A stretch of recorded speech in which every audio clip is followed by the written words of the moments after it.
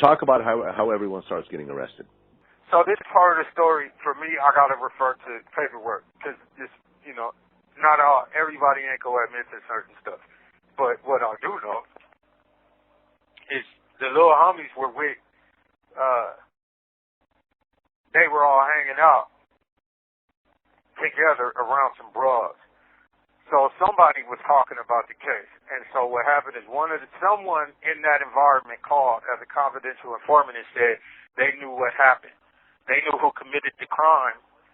They knew who they were looking for. Said that they were looking for Carrie and Jamal Harris. Said that, and they not even by name, that the victim's son. It says it was looking for one of the victim's sons, and that she was shot on accident. So even the confidential informant is trying to tell them that it happened on accident. Looking back on it now, I'm like, damn, it was clear. This was never in question that what intent was or not. I'm all for, honestly, if you're a gang member, I'm all for you want to do what you want to do and within the realm of what works for you, I don't indict people's lifestyles. I can tell someone there's a better way to do something, but I don't have no indictment for gang culture. I'm not that person. I don't think that's the correct method for gang diversion anyway, to tell you to hate something you love and then think we don't have a conversation about me changing my life. That wouldn't work for me. So all I can say is just that these people called and said this was an error. That wasn't something someone intended to do. And if it had been a house full of gang members, hey, I'd be on death row, because I would have happily killed all of them. That's where I was at with my psychology. I would have done that. I thought that was perfectly acceptable behavior. But we do know that you give passes to parents, you give passes to children. We know that culturally, I could have seen the same dude in the mall with his mom and walk right past him, just looked at him and kept it moving. You let that breathe. Everybody know that's true. So even the confidential informant said it to. This call and your telephone number will be monitored and recorded. That led to Abdul dumbass getting arrested. He had a bullet casing with the newspaper clipping wrapped around it in his pocket. They arrested him, and he confessed to his knowledge of the crime. He don't know who the hell I was by name, really. So he just gives these descriptions, but he turns everybody else in. And Roosevelt Coleman was his half brother. They related somehow with brother and whatever, however they connected it. And he still gave him. He gave him Chris McKinney. He gave him Maurice Proctor, and then that led to them looking for me. Because when they interviewed Maurice, he said he was at my house. And so that was the first time they really got my name. And Maurice wasn't doing no telling. He just, was like I was over there with X. I wasn't over at that particular spot. I don't know nothing about that, but inadvertently what he did was put him on Munson and Florent Road, and that brought him to me. At the time, I was in Arizona. And got arrested out there and expedited back to California for being a absconder from parole or probation, really. They used that as an excuse for once they got me back, they booked me for murder. So the youngest guy in the crew, he pled guilty, so he would be tried as a juvenile.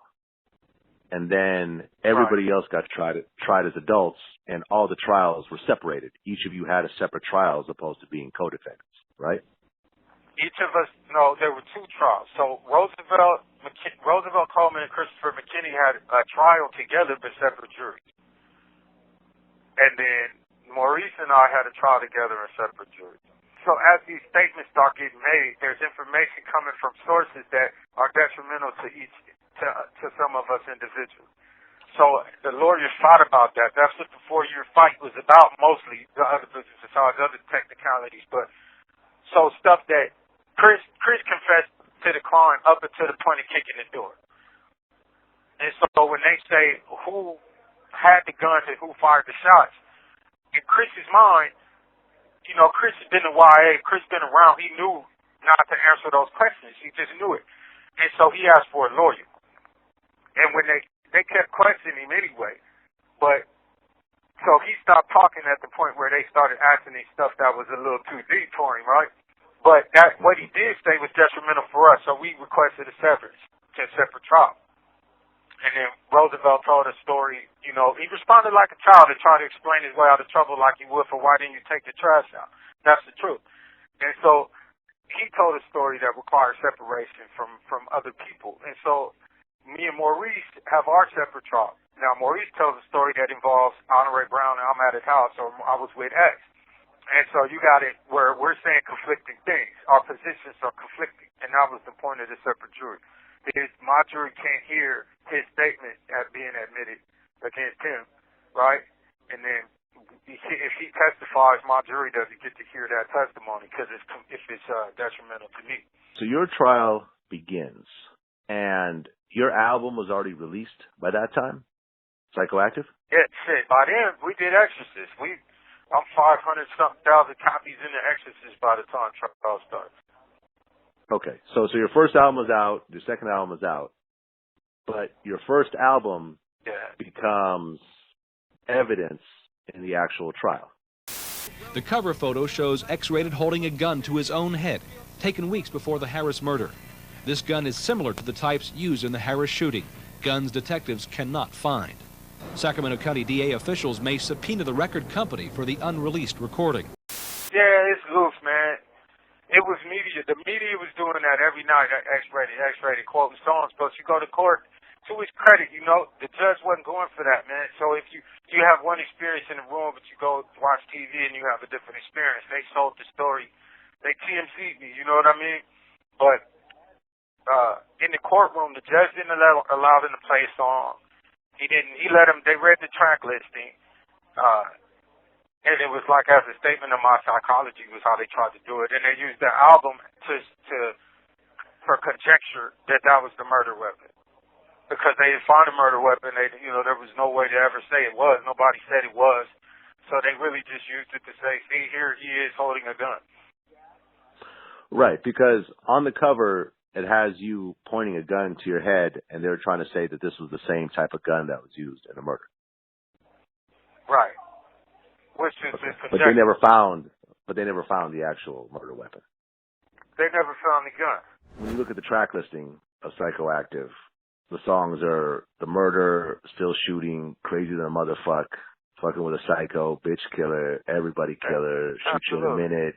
That's how my trigger went. Every song, damn near every song has this shooting, violent theme. Yeah. And then they go into I guess the first song on the album after the intro, and there's a verse in there. Right. Now we are learning that one of those teenagers recorded a song about murder just 2 days before the killing. Yeah, I'm killing mom, daddy, and nephews. 17-year-old rap singer X-Rated is one of 5 teenagers accused in the murder of 42-year-old Patricia Harris. Just 2 days before the murder, X-Rated finished this recording. The lyrics of the song called The Murder are hauntingly similar to the fatal shooting of Patricia Harris. Part of it goes, I'm knocking down doors, I'm killing mamas, daddies, nephews. I'm killing daughters, sons, and sparing you. William Harris, the surviving husband of Patricia, is confused by it all. But he says the song and the murder of his wife may be related.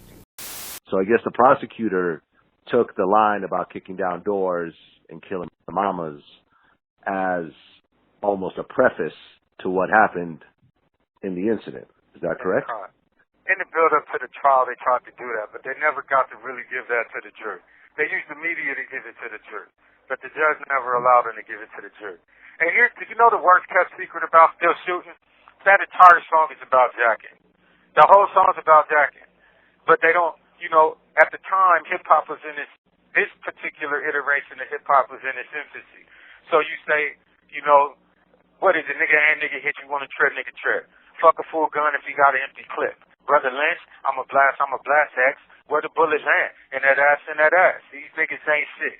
A bitch is a dead bitch. If she fuck with me, I'ma have her shit in lead bricks. Cause I treat a hoe like a hoe should be treated. And instead of like a queen, I treat a bitch like a thief.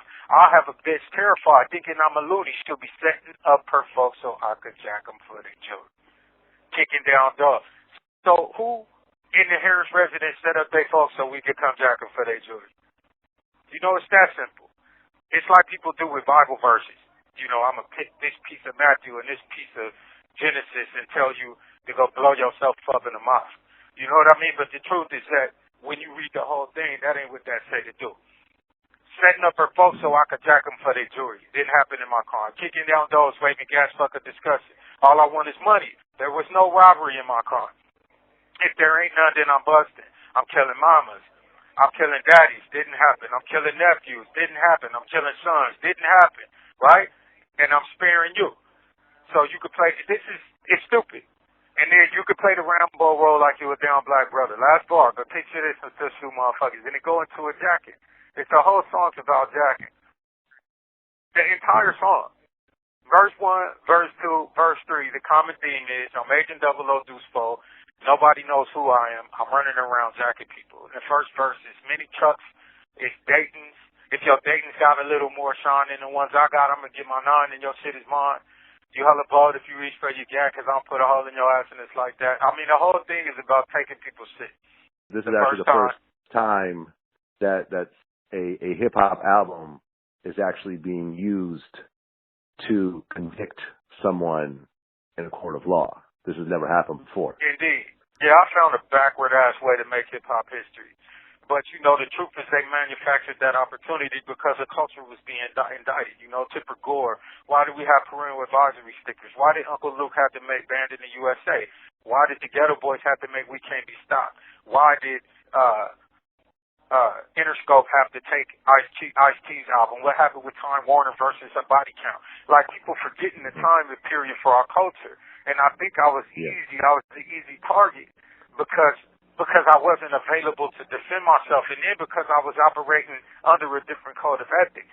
Because you see, we 26 years into this thing, and y'all just getting answers from me because I was part of a culture where you didn't answer these questions, right? And the culture has changed, and we in a new world. You know, you can go talk to whomever you want to talk to. People running around saying a lot of dumbass shit nowadays, and God bless them, you know. But now that I've changed my life, and I feel like if I'm going to validate this story, I got to utilize it in order to encourage somebody else to their greatness. So this has to be, I'm going to dishonor Patricia Harris if I'm not using this story as a vehicle to demonstrate why somebody can make better choices than me. That's the truth. It's a dishonorable thing to do, to stay in that old psychology that wasn't working. So I'm all the way about that. But I did come from a culture where you didn't say shit, and that made me an easy target because Tupac was running his mouth. And I don't even mean it that way, so let me rephrase that. Tupac was willing to talk about anything to anyone, about anything. And, you know, there was Mike Tyson on trial. Day after Snoop Dogg, Snoop didn't say shit because Snoop was a part of a culture where you didn't do no talking. You know what I mean? Snoop is really from where he's from. They can say whatever they want about Uncle Snoop, but Uncle Snoop is from Rolling 20s, straight up. And he didn't, so you don't have a lot of information about what really happened with him in his case. So I was like, easy, people could say anything about me and never get a rebuttal. And if they got a You have 30 seconds remaining. It would be a rebuttal from someone who really wasn't affiliated with me or didn't speak for me. At one point during the trial, you take the stand and you said that yes, you are a violent gang member and yes, you are proud of it. Is that accurate? I don't recall that, but I can tell you that it would have been true. If that's what I said, it was probably true. That was probably true. Okay. Yeah, and so, I mean, I believed in what I believed in. And for all intents and purposes, I still believe in it. But what I believe in it, what I believe about it, is what its purpose could technically really be for. You know what I mean? I don't have no indictment for Crip and Blood. I feel like everything I learned in my life came from the University of Crip and Blood, and I don't have no indictment for my culture. And I meant what I said. I was a violent gang member. I was proud of that. It was something I strove for. I was proud that I was on my way to prison. I was proud that it could be said that I avenged the wrong. I was both guilty and ashamed and proud of my crime, right? So we have all these things going. I have all these defects and characters and triggers and shortcomings that's active in my character at the time. And that would have just been an exhibition of the truth of that fact, straight up. It was crip or die. And I didn't give a fuck what nobody thought about that, including that judge. Right. Because, in that trial, you had mentioned that the other people involved had testified against you, but you actually kept a code of silence and didn't testify against anybody. And I guess that you said, you did admit in the trial that you were there, but you said that you were not the trigger man. No. And even then I was being dishonest. You know what I mean? Because I was struggling with, there's a significant difficulty involved in accepting the truth of this statement, man. That the black mother, right, in a household, and I believe Mrs. Harris was like Puerto Rican. She was a mixed heritage. But the bottom line is the mother. Let's just go there then. The mother, because this is true for Italians, this is true. The mother in a household is an essential figure that is so valuable, and then God bless the dads out there, but the mother, bro. And so there's a knowledge, there's an inherent knowledge of the truth of that fact. And so there's some shame involved in it, So it was all about just really trying to strike this balance of appearing to be non-pulsed and unimpacted by this experience, but also carrying shame and guilt because there's this subconscious awareness that this was wrong, bro. Straight up. So the truth is that when that light turned on in that hallway, I saw it. And the truth is that someone was coming down that hallway and I saw a shadow. That's the truth. And the truth is also that I aimed at that particular movement and fired. So that's the truth. I don't got to play no games with it. It's done, bro.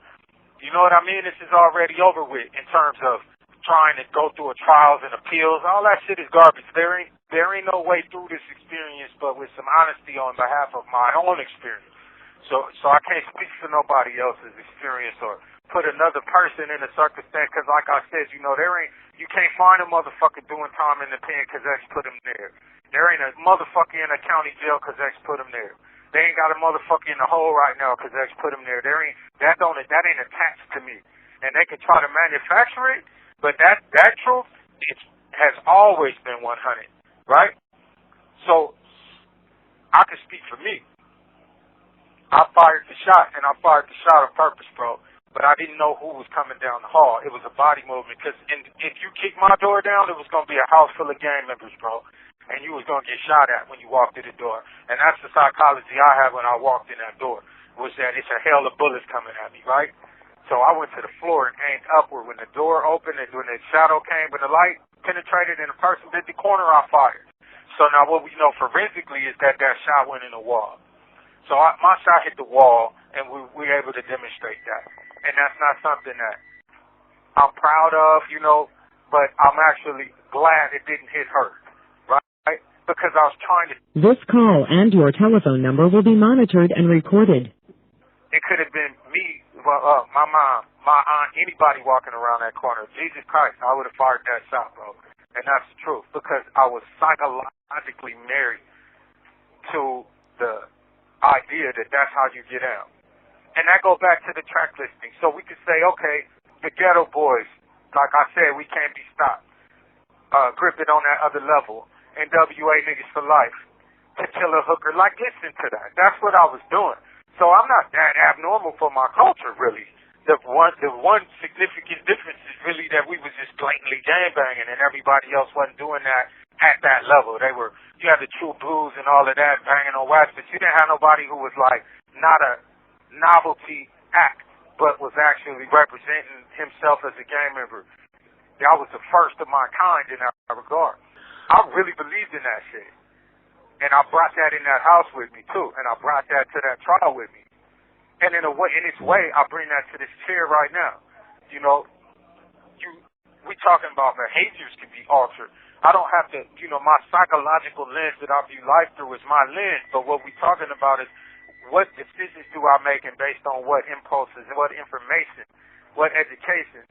And that's when you can turn what were strengths in one regard in a gang culture and weaknesses socially in the social strength, even if they may be perceived as gain weaknesses now. The trial concludes, and three people were found guilty on murder and murder conspiracy charges, and they were given life sentences. And Right. Proctor was acquitted. Yeah, my direct co-lead that went to trial with me was acquitted. There was no one who could say what he did but me, bro. The only one who could say Maurice Proctor did A, B, C, or D was me. And the only one who could really say what I did A, B, C, or D was Maurice. And he never did.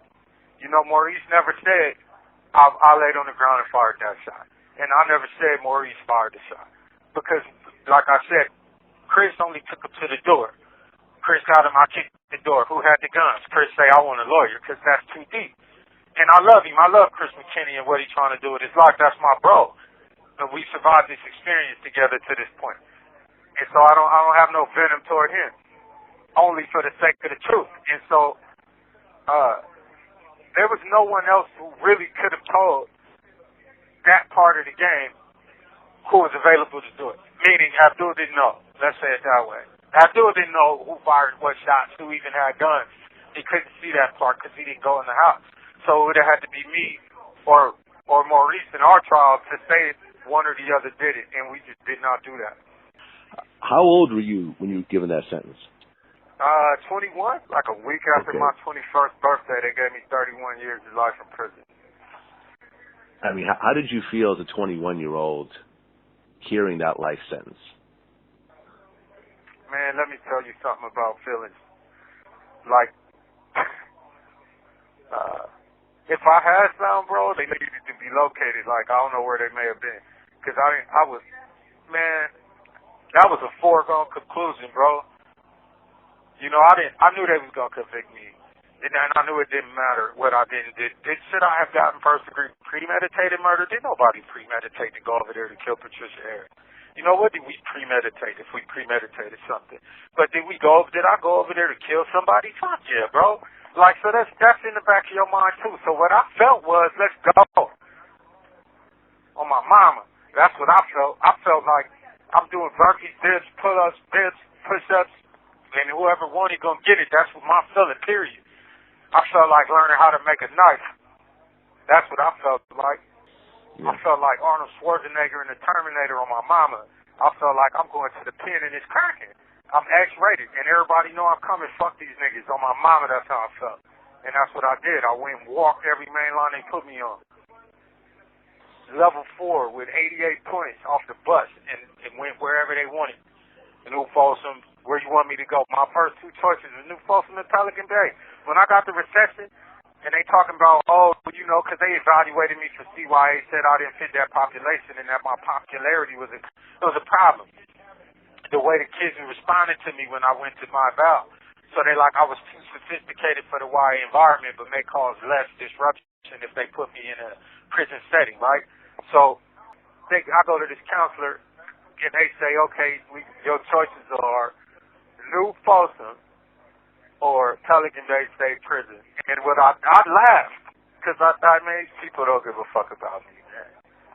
Fuck you. You know, all of this opportunity to talk to this doctor, they say you could change your life. Okay. I hear you a little bit. Oh, you're intelligent. You speak so well. You write so well. Like, why did you make these choices? They write these reports. It's really only that his belief in Crippen, that's the complication in his life. They got all these nice things to say about me, right? But then when I sit down and they talk about, given the opportunity, he can rehabilitate himself, but it's going to take a while. It just seems he doesn't want to. Okay. Folsom and Pelican Bay. I was like, fuck y'all. Oh, my mama. So I just went and wrote Miss Antipede, Mama's Prodigy. I went and wrote Unforgiven and just G'd it up. Fuck it.